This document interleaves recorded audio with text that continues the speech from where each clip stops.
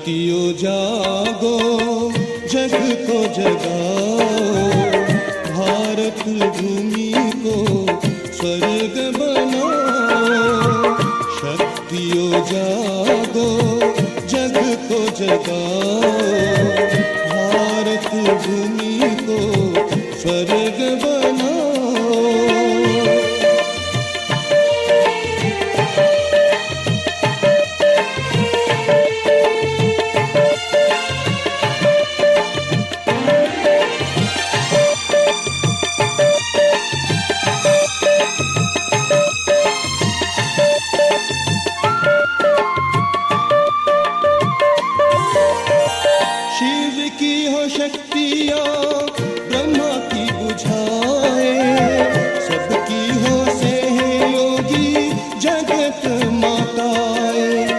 सेवा की जिम्मेदारी का ताज उठाओ, भारत भूमि को स्वर्ग बनाओ। शक्तियों जागो, जग को जगाओ, भारत भूमि को स्वर्ग बनाओ।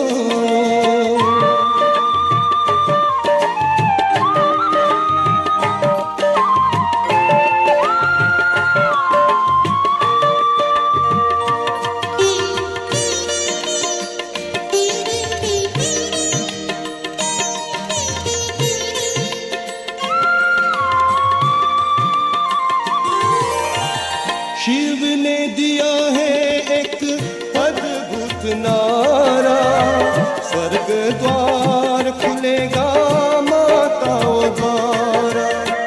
प्यास कई जन्मों की रूहों की बुझाओ, भारत भूमि को स्वर्ग बनाओ। शक्तियों जागो, जग को जगाओ, भारत भूमि को स्वर्ग बनाओ।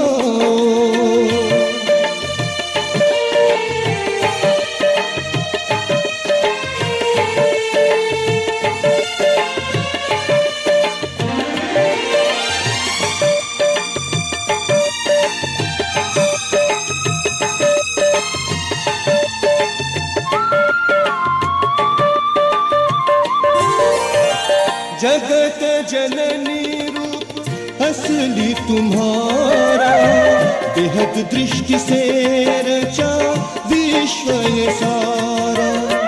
नूतन युग की कलम लगाओ, भारत भूमि को स्वर्ग बनाओ। शक्तियों जागो, जग को जगाओ, भारत भूमि को स्वर्ग बनाओ। शक्तियों जागो, जग को जगाओ, भारत भूमि को स्वर्ग बनाओ। भारत भूमि को स्वर्ग बनाओ।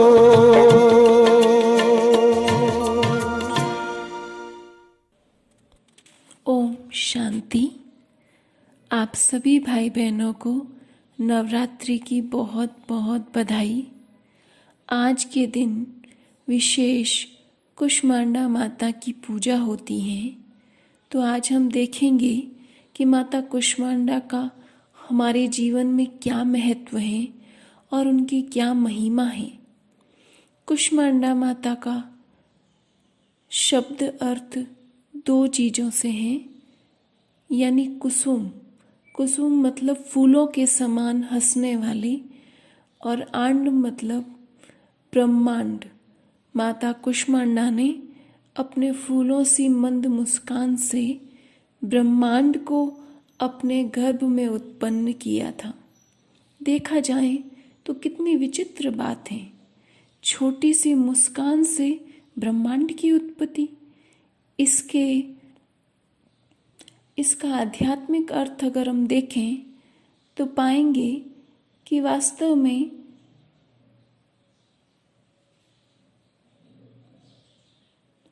सृष्टि माना हमारा संस्कार, हमारे आसपास की दुनिया, हम इसमें जो परिवर्तन देखना चाहते हैं या हमें जो दुनिया बनानी है, वो ये कहें जैसा लोग हम चाहते हैं हमारे आसपास, हमारे जीवन में, तो उसके लिए माता हमें संदेश देती हैं कि आप अपने मुस्कान से, यानी कि छोटे से संकल्पों से, अच्छे कार्य करके जैसा संकल्प वैसी सृष्टि का आप निर्माण कर सकते हैं।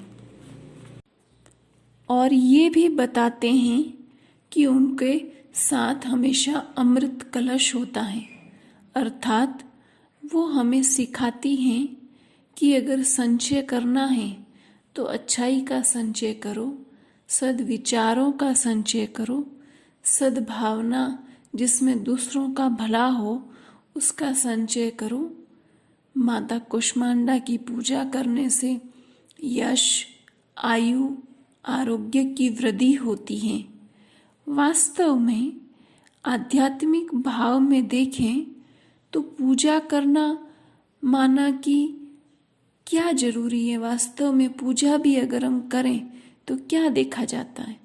कोई कहता है अगरबत्ती जलाना, कोई कहता है दिया जलाना, कोई कहता है फल फूल चढ़ाना, कोई कहता है माला जपना।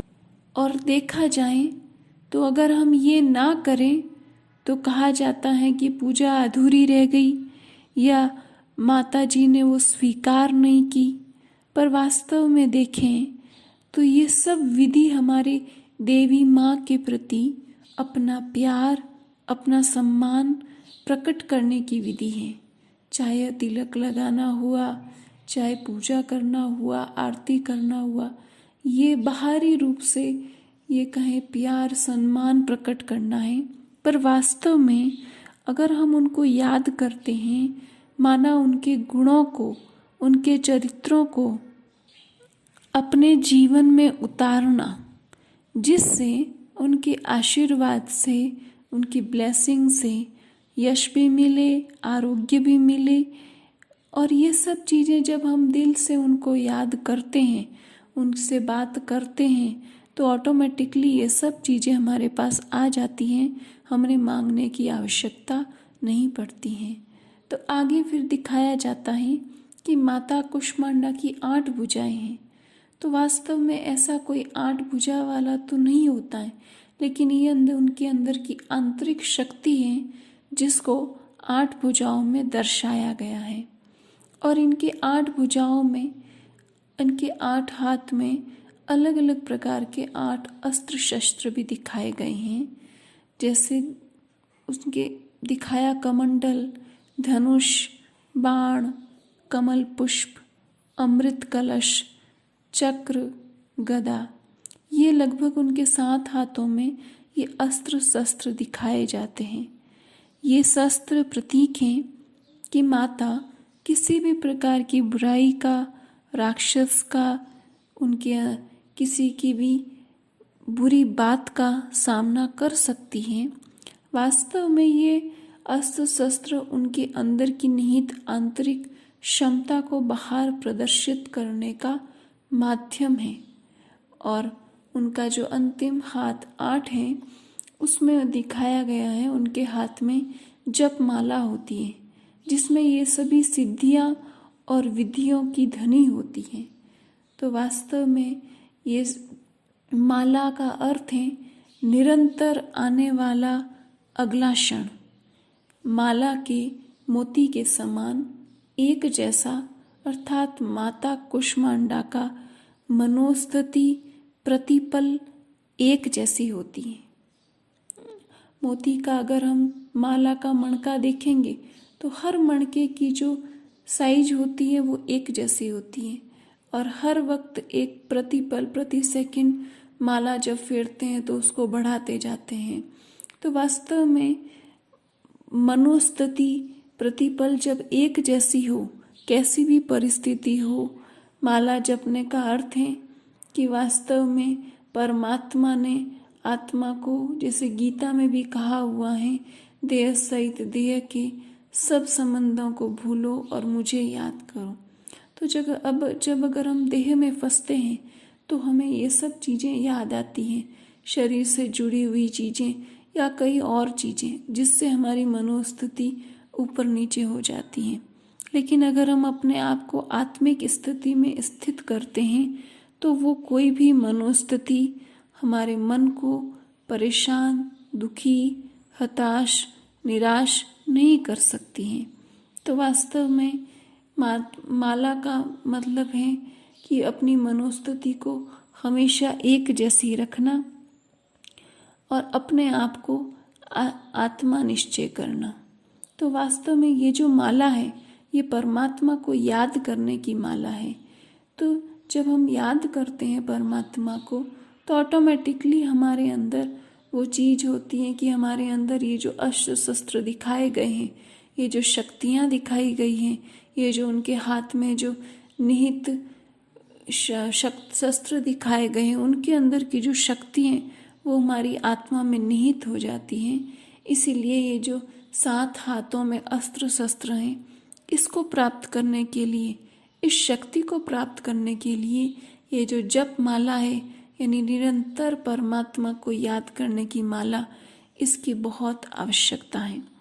तो जब नवरात्रों में अक्सर हम मंदिर में जाते हैं तो लोगों को कहते हुए सुनते हैं, सब कहते हैं कि अगर मंदिर में आज के दिन विशेष मन से, सच्चे मन से कुछ भी मांगो तो वो जरूर मिलता है।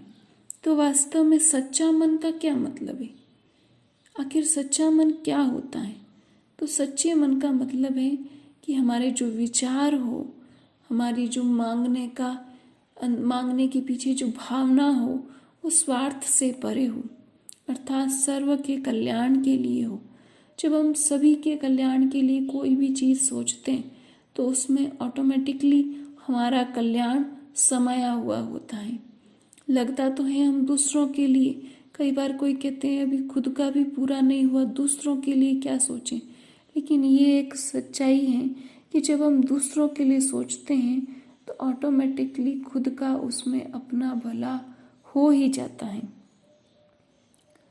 हमने ज़्यादातर जितने भी माता के मंदिर देखे हैं, बहुत जगह जो दिखाया जाता है कि जो मूर्ति होती है तो मूर्ति की जगह कई बार गोल आकार का पत्थर भी रखा जाता है या पिंड रखा हुआ होता है।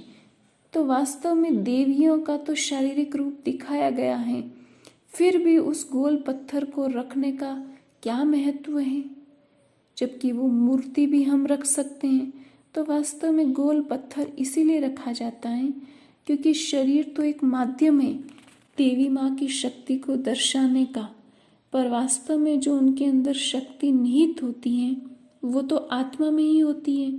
इसलिए वो पत्थर उनके आत्मिक स्वरूप का है, जो ये संदेश देता है कि देह का व मेरेपन का कितना भी अहंकार कर लो, लेकिन मंदिर लायक बनना है, पूजनीय लायक बनना है, महिमा लायक बनना है, आप चाहते हैं कि लोग आपको सम्मान करें, तो वो तब बनेंगे जब इस शरीर के भान से परे होंगे, जब मैं मेरे के भान से परे होंगे। जिसको अगर हम हमारी भाषा में कहें तो अगर हमारा कहीं से भी अटैचमेंट जुड़ा हुआ होगा तो फिर हम पूजनीय लायक नहीं बन सकते। अगर हमारा अटैचमेंट केवल परमात्मा से है तो इसीलिए जो दिखाया गया है, उनके हाथों में जो दिखाया गई है माला, तो वास्तव में माला है वो सर्व सिद्धि प्राप्त करने का आधार है। तो अगर हमारे मन में भी परमात्मा के याद की माला होगी तो ऑटोमेटिकली सब कुछ प्राप्त हो जाएगा।